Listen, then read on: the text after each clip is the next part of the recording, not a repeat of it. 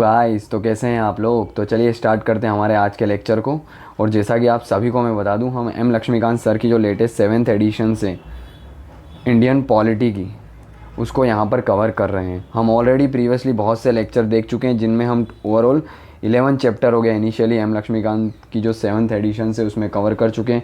और प्रेजेंटली और आज जो हमारा लेक्चर्स होने वाला है वो होने वाला है हमारा चैप्टर 12, जिसका टाइटल है basic structures of the constitutions. Clear. तो प्रीवियसली हम बहुत से लेक्चर ले चुके हैं। अगर आपको कन्फ्यूज़न हो तो प्लीज़ आप जाके रिफ़र कर सकते हैं इसी चैनल के ऊपर, आपको सभी लेक्चर्स देखने को मिलेंगे। तो चलिए स्टार्ट करते हैं हमारे आज के लेक्चर को और आज के न्यू चैप्टर को। और चैप्टर का टाइटल है basic structures of the constitution. तो देखिए, ब्रीफली हम ऑलरेडी इसके बारे में चर्चा कर चुके हैं कि what are the basic structures of the constitution. जैसा कि हम सभी को पता है, Kesavananda Bharati case versus state of Kerala case हो गया 1973 को देखने को मिला था, जिसके अंदर 13 जजेस की सबसे लॉन्ग बेंचेस, उस समय अराउंड 14 जजेस देखने को मिलते थे। Overall strength of the supreme court जो थी, including the chief justice of India, overall 14 थी, जिनमें से 13 जजेस हो गए इस केस की हियरिंग के लिए सीट हुए थे। तो 13 जजेस की बेंच थी, जिसमें से 7-6 के जजमेंट से हमें देखने को मिला था केशवानंद भारती केस। और इसी केस के तहत हमें एक डॉक्ट्रिन देखने को मिली थी जिसको हम बोलते थे basic structures of the constitution. ये इतनी पावरफुल डॉक्ट्रिन मानी जाती है कि सुप्रीम कोर्ट ने क्लियरिफाई कर दिया था कि after this case parliament have all the more powerful हो गया to amend the any part of the constitution including fundamental right, but without affecting the basic structure doctrine हो गया ऑफ द कॉन्स्टिट्यूशन। यानी parliament पूरे constitutions को change कर सकती है including fundamental right, but basic structures of the constitution से कुछ उसको चेंज नहीं कर सकती। और ये बेसिक स्ट्रक्चर क्या होगा तो वो केस टू केस डिसाइड करेगी कौन? Supreme court. क्लियर है। तो ये बेसिक स्ट्रक्चर की डॉक्ट्राइन थी। अब हम देखते हैं ये जो बेसिक स्ट्रक्चर की डॉक्ट्राइन है वो कैसे इवॉल्व हुई over a period of time. Different supreme court के अंदर हमको केसेस देखने को मिलते हैं। उन केस के रेफरेंस से सुप्रीम कोर्ट ने अलग अलग जजमेंट दिए। और एट द एंड हम देखेंगे केशवानंद भारती केस, जिसको और भी स्ट्रॉन्ग बनाया जाएगा Indira Nehru Gandhi case and Minerva mill case के थ्रू, जो कि हमें फाइनली देखने को मिलेगा बेसिक स्ट्रक्चर्स की डॉक्ट्राइन। तो चलिए बात करते हैं हम। सबसे पहले हम जानते हैं 26 जैन 1950 को क्या होता है, कॉन्स्टिट्यूशन को इनेक्ट किया जाता है। उसके जस्ट 1 ईयर लेटर 1951 के अंदर सुप्रीम कोर्ट के अंदर एक पिटीशन फाइल की जाती है कि ये क्वेश्चंस उसके अंदर होता है उस पिटीशन के अंदर कि वेदर द फंडामेंटल राइट्स हो गया can be amended by the parliament under article 368। अब आर्टिकल 368 क्या है तो अमेंडमेंट प्रोसीजर की बात करता है, जो हम ऑलरेडी प्रीवियस लेक्चर में कवर कर चुके हैं। अगर आपको डाउट हो तो प्लीज़ उस लेक्चर को रिफ़र करिएगा। Amendment of the constitution I think last chapter ही था वो। तो ये क्वेश्चन जाता है 1951 के अंदर सुप्रीम कोर्ट के अंदर by the name of, case का नाम था शंकरी प्रसाद केस 1951, कि हम फंडामेंटल राइट्स को क्या अमेंड कर सकते हैं अंडर आर्टिकल 368, यानी कि कॉन्स्टिट्यूशनल अमेंडमेंट के थ्रू, स्पेशल मेजोरिटी के थ्रू क्या फंडामेंटल राइट्स को अमेंड किया जा सकता है। तो सुप्रीम कोर्ट ने ये चीज़ क्लियर की थी कि पार्लियामेंट कैन एब्रिज और take away any of the fundamental right by enacting a constitutional amendment act. तो इस एक्ट के अंदर या फिर इस केस के अंदर सुप्रीम कोर्ट का क्या कहना था कि भाई parliament is all the more powerful हो गया to amend the constitution including fundamental right. तो पार्लियामेंट क्या कर सकती है, फंडामेंटल राइट को भी चेंज कर सकती है, अमेंड कर सकती है बाय द यूजिंग आर्टिकल 368, यानी कि कॉन्स्टिट्यूशनल अमेंडमेंट के थ्रू आर्टिकल 368 के अंडर पार्लियामेंट जो है फंडामेंटल राइट्स को भी क्या कर सकती है, चेंज कर सकती है और टेक अवे भी कर सकती है, रिमूव भी कर सकती है। ऐसा कहना था सुप्रीम कोर्ट का under the case of Shankari Prasad 1951। अब इसके कुछ ईयर्स के लेटर हम देखते हैं एक और केस देखने को मिलता है हमको सुप्रीम कोर्ट के अंदर, और वो केस होता है Sajjan Singh case of 1964। Around 13 year later again क्या होता है, इस चीज़ को चैलेंज किया जाता है सुप्रीम कोर्ट के अंदर under the case of Sajjan Singh 1964। इसके अंदर सुप्रीम कोर्ट क्या करती है, अगेन रीअफर्म करती है अपनी प्रीवियस स्टेटमेंट को, रीअफर्म करती है अपनी अबो स्टेटमेंट को, यानी कि जो कि शंकरी प्रसाद के अंदर दी थी। In other word supreme court क्या बोलती है, तो supreme court held that a constitutional amendment act made under the article 368 is not a law with in the meaning of article 13। Means कोई भी कॉन्स्टिट्यूशनल अमेंडमेंट की जाती है अंडर आर्टिकल 368 तो उसे हम लॉ नहीं कहेंगे। अंडर आर्टिकल 13 हमने आर्टिकल 13 की बात की थी। आर्टिकल 13 क्या बोलता है? इन शॉर्ट जुडिशियल रिव्यू की बात करता है कि law inconsistent with the fundamental right हो गया shall be null and void declare by the supreme court, इसकी बात करता है। तो इस केस के अंदर क्या कहना था सज्जन सिंह केस के अंदर सुप्रीम कोर्ट का कि भाई पार्लियामेंट अंडर आर्टिकल 368 क्या करती है? कॉन्स्टिट्यूशन को चेंज करती है और एक लॉ बनाएगी। यानी वो लॉ तो हो गई, ऑब्वियसली कोई भी चीज़ें पार्लियामेंट के थ्रू प्रोसीडिंग के थ्रू जाती है तो लॉ तो होती है। तो कॉन्स्टिट्यूशनल अमेंडमेंट किया, उस चीज़ को हम आर्टिकल 13 के अंडर कंसिडर करेंगे नहीं, है ना। तो आर्टिकल 13 के अंदर जुडिशियल रिव्यू के अंदर ये क्या चीज़ें नहीं आएगी, ये जो कॉन्स्टिट्यूशनल अमेंडमेंट करके हमने फंडामेंटल राइट को चेंज किया। ये कहना था सज्जन सिंह केस 1964 के अंदर। अब 3 ईयर लेटर हम क्या देखते हैं, एक नया केस हमें देखने को मिलता है और इस केस का नाम है Golaknath case, Golaknath case of 1967। अब इसके अंदर क्या करती है सुप्रीम कोर्ट? तो सुप्रीम कोर्ट एकदम क्या कर देती है, रिवर्स कर देती है, रिवर्स करती है इट्स अर्लियर स्टैंड। और वो स्टैंड क्या होता है इस केस के अंदर क्या देखने को मिलता है गोलकनाथ केस ऑफ 1967 के अंदर? इसके अंदर क्या होता है कि सर्टेन अमेंडमेंट्स किए जाते हैं, यानी कि 17th अमेंडमेंट किया जाता है 1964 के अंदर। उसमें क्या होते हैं, कुछ लॉज को 9th शेड्यूल में ऐड किया जाता है। और हमको पता है 9th शेड्यूल क्या है कि कोई भी लॉ अगर इसके अंदर ऐड किया जाता है तो वो जुडिशियल रिव्यू से उसको एक्सेप्शंस मिल जाती है। अब इसके लिए भी हमें पता है कौन सी डेडलाइन है ना, 24 अप्रैल 1973 के अगर पहले कोई भी केस जो है या लॉ है वो 9th शेड्यूल में ऐड किया गया तो वो जुडिशियल रिव्यू उसका नहीं होगा, बट इसके लेटर देखने को मिला तो उसका जुडिशियल रिव्यू होगा। तो किया क्या जाता है इस केस के अंदर, क्या चीज़ें चैलेंजिंग की जाती है पिटिशनर के द्वारा कि भाई 17th अमेंडमेंट 1964 के अंदर सर्टेन क्या अमेंडमेंट किए जाते हैं और वो लॉज जो है ना उनको 9th शेड्यूल में रखा जाता है। तो ये जो लॉज 9th शेड्यूल में रखे गए उसको चैलेंज किया जाता है गोलकनाथ केस ऑफ 1964 के द्वारा।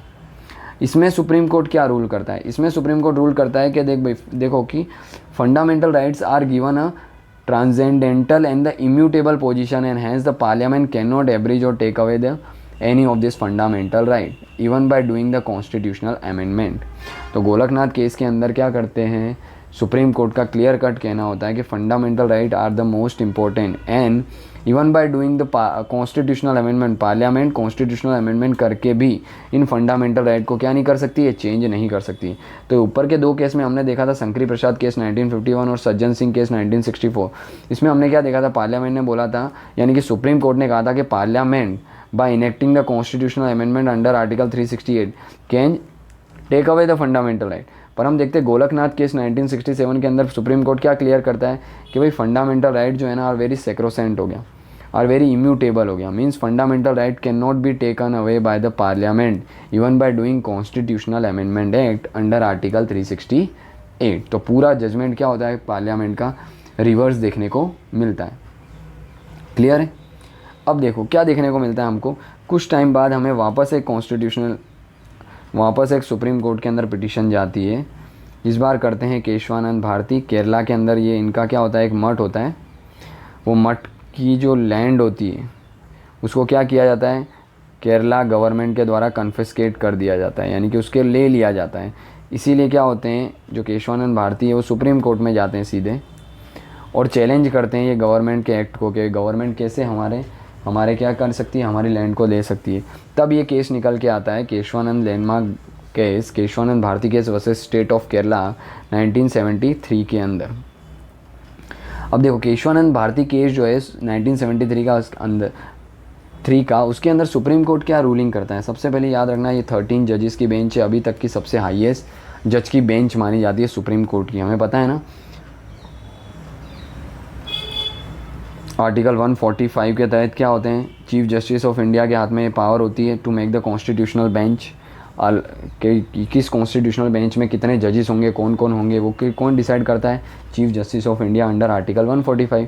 वैसे ही उस समय जो हाईएस्ट जजेस की बेंच देखने को मिली थी केशवानंद भारती केस के अंदर, 13 जजेस की बेंच, इनका जजमेंट हमें 7:6 से देखने को मिला था। 7 जजेस जो फेवर में थे बेसिक स्ट्रक्चर की डॉक्ट्राइन के, जबकि 6 जजेस थे वो क्या थे, अगेंस्ट थे इस बेसिक स्ट्रक्चर की डॉक्ट्राइन के। तो अब केशवानंद भारती केस 1973 के अंदर हमें क्या देखने को मिलता है, सुप्रीम कोर्ट ओवर रूल कर देती है गोलकनाथ केस का। गोलकनाथ केस के अंदर जो भी जजमेंट दिया गया होता है उसको सुप्रीम कोर्ट क्या करती है, केशवानंद भारती केस के अंदर ओवर रूल कर देती है। और साथ ही साथ जो 24th कॉन्स्टिट्यूशनल अमेंडमेंट होता है 1971 का, उसको अपहेल्ड करती है, यानी एज इट इज़ रखती है और बोलती है कि parliament is empowered to abridge और take away any of the fundamental right. At the same time क्या बोलती है, देखो सबसे पहले केशवानंद भारती केस के अंदर सुप्रीम कोर्ट की रूलिंग क्या होती है। फर्स्टली जो भी गोलकनाथ केस में बोला गया होता है कि भाई फंडामेंटल राइट जो है उसको पार्लियामेंट जो है वो क्या है, टेक अवे नहीं कर सकती even by doing constitutional amendment under article 368, ये बोला गया होता है।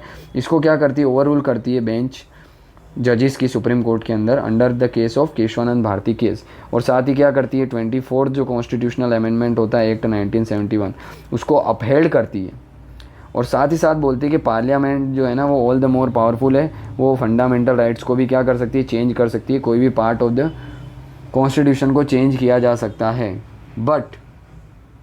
But at the same time क्या होती है, वो लेके आती है एक बेसिक स्ट्रक्चर की डॉक्ट्राइन। इसी जजमेंट में हमको देखने को मिलता है बेसिक स्ट्रक्चर की डॉक्ट्राइन, और बोलती है कि पार्लियामेंट हो गया by using article 368 can do और कैन चेंज any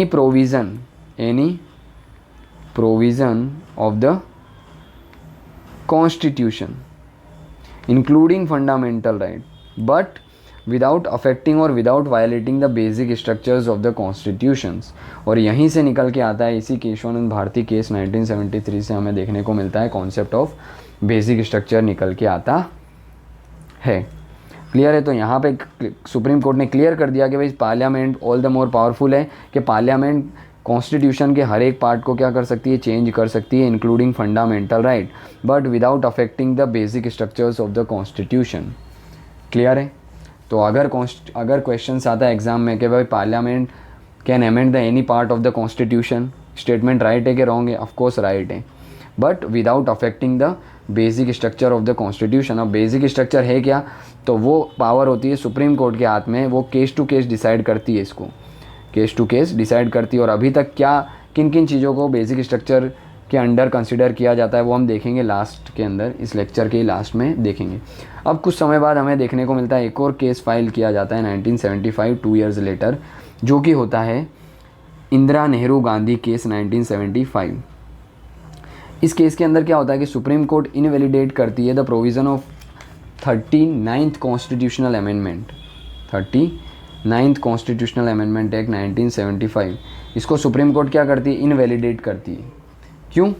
क्योंकि ये अमेंडमेंट क्या करता था कि भाई इलेक्शन हो गए, इलेक्शन डिस्प्यूट हुआ ना, किसका, प्राइम मिनिस्टर का हुआ, स्पीकर का हुआ, लोकसभा के स्पीकर का हुआ, प्राइम मिनिस्टर का हुआ, है ना, इन सब के इलेक्शंस को है ना क्या करता था, जुडिशियल रिव्यू से इम्यून करता था ये अमेंडमेंट। 39th कॉन्स्टिट्यूशनल अमेंडमेंट 1975 क्या करता था, जो कि पार्लियामेंट ने पास किया था 75 के अंदर, ये क्या बोलता था कि भाई इलेक्शन के कोई भी डिस्प्यूट हो ना रिलेटेड टू प्राइम मिनिस्टर या स्पीकर ऑफ द लोकसभा, उन चीज़ों का क्या होगा, जुडिशियल रिव्यू पॉसिबल नहीं है, ऐसा बोलता था ये कॉन्स्टिट्यूशनल अमेंडमेंट। तो कोर्ट ने क्या किया, under the case of Indira Gandhi या इंदिरा नेहरू गांधी केस 1975 ये कॉन्स्टिट्यूशनल अमेंडमेंट को इनवैलिडेट किया। इसका मतलब प्राइम मिनिस्टर के इलेक्शन हो या लोकसभा के स्पीकर के इलेक्शंस हो, सभी का जुडिशियल रिव्यू पॉसिबल है। क्योंकि उस समय हुआ ये था कि इंदिरा गांधी जब जीती थी, इलेक्शंस जीती थी, उस समय क्या हुआ था, वो फ्रॉड प्रैक्टिसेस के साथ इलेक्शन जीती थी, ऐसे एलिगेशंस थे। इसीलिए उन्होंने ये अमेंडमेंट किया था 39th कॉन्स्टिट्यूशनल अमेंडमेंट 1975 के, ताकि क्या हो, उनकी जो प्राइम मिनिस्टरशिप है उसको इनवैलिडेट करार ना दे सुप्रीम कोर्ट। तो इसी को क्या किया, इंदिरा नेहरू गांधी केस 1975 के अंदर सुप्रीम कोर्ट ने क्या कर दिया, इसको इनवैलिडेट करार दिया। और साथ ही साथ बेसिक स्ट्रक्चर की डॉक्ट्राइन जो है उसको तो स्ट्रेंथन किया ही था कि भाई ये चीज़ें हैं कि भाई प्राइम मिनिस्टर है या स्पीकर है लोकसभा के, इनके इलेक्शंस को आप जुडिशियल रिव्यू से आउटसाइड रख रहे हो, ये क्या है, बेसिक स्ट्रक्चर का वायलेशंस करते हैं, इसीलिए ये चीज़ें क्या हैं, अनकॉन्स्टिट्यूशनल है। और 39th कॉन्स्टिट्यूशनल अमेंडमेंट 1975 था, उसको क्या किया गया, स्ट्रक डाउन कर दिया गया। किसके द्वारा, जुडिशरी के द्वारा। क्लियर। तो इंदिरा गांधी केस के अंदर हमें ये देखने को मिलता है। फिर ग्रेजुअली हमें देखने को मिलता है अराउंड 5 ईयर लेटर 1980 के अंदर एक और केस देखने को मिलता है जो होता है मिनर्वा मिल केस। अब मिनर्वा मिल केस के अंदर क्या देखने को मिलता है हमें कि supreme court in the Minerva mill case क्या करती है, इनवैलिडेट कर दिए the provisions as it excluded the judicial review हो गया which is the basic structure of the constitution applying the doctrine of the basic structure with respect to the article 368।